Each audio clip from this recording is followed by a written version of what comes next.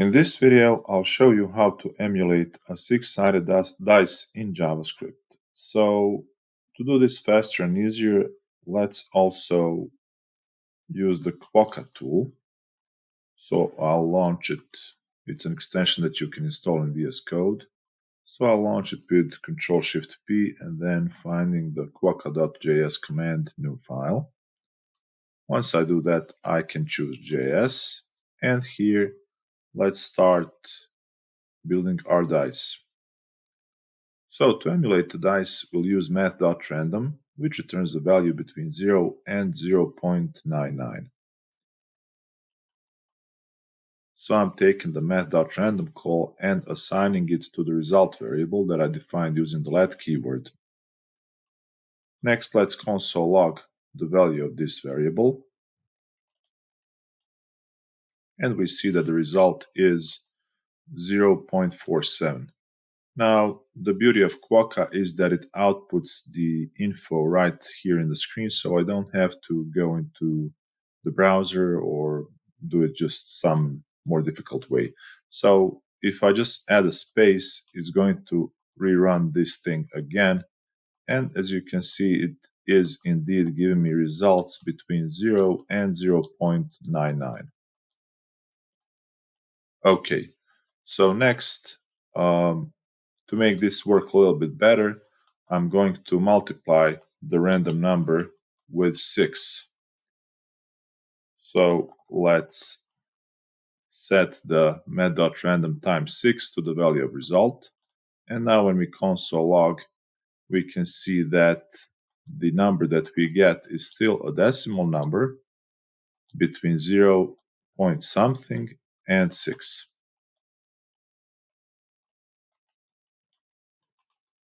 Let's continue. So now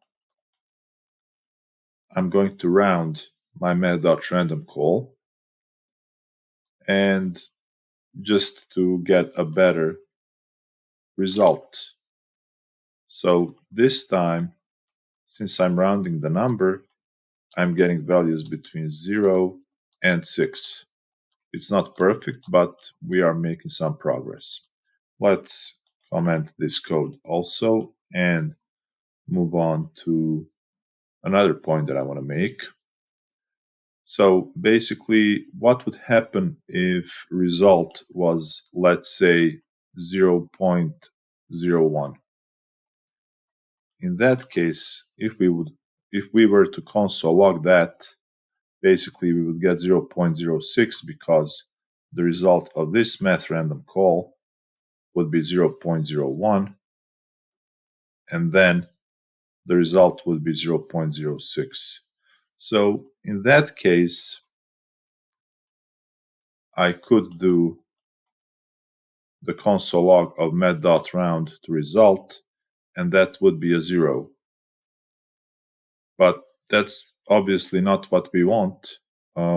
We want our range to be between 1 and 6. So we can try using math.seal as in sealing, so that if we get 0.01 as the output of math.random, the end result would be 1. So let's run our quick test again to confirm this, only this time with math.seal. And indeed, as you can see, we are getting a 1 here. However, we're not fully done with our dice emulator.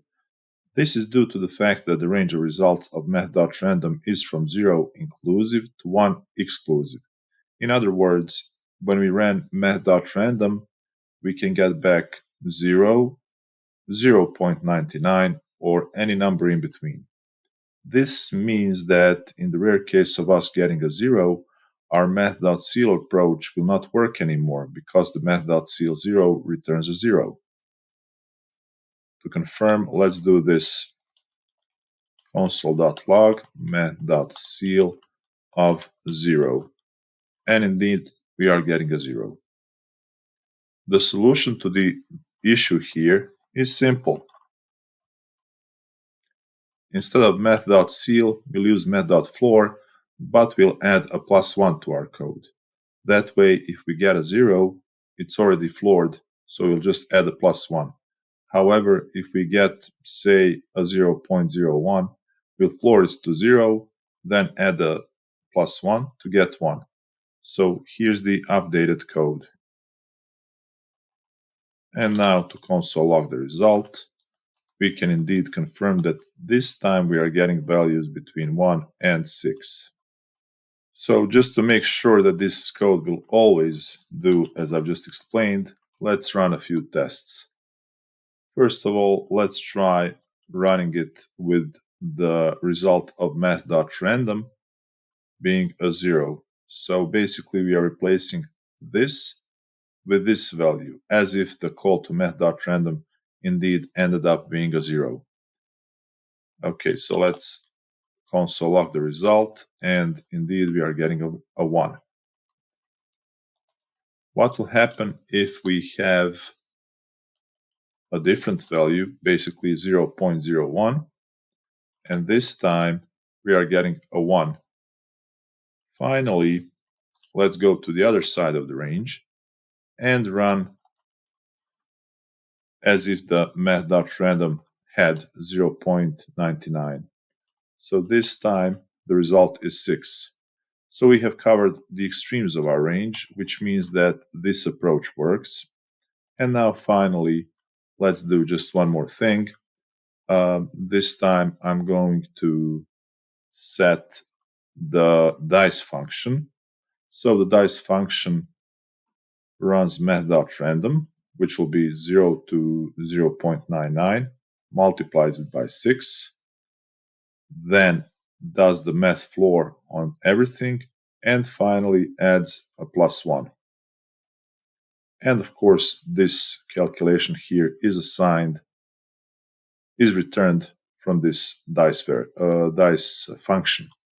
So now let's run the dice function. And of course, the way that Quokka works, we also need to console log this result. So when we do that, we get a random number. And it is indeed in the range of 1 to 6. So that's it. This is an easy way for you to emulate dice in JavaScript.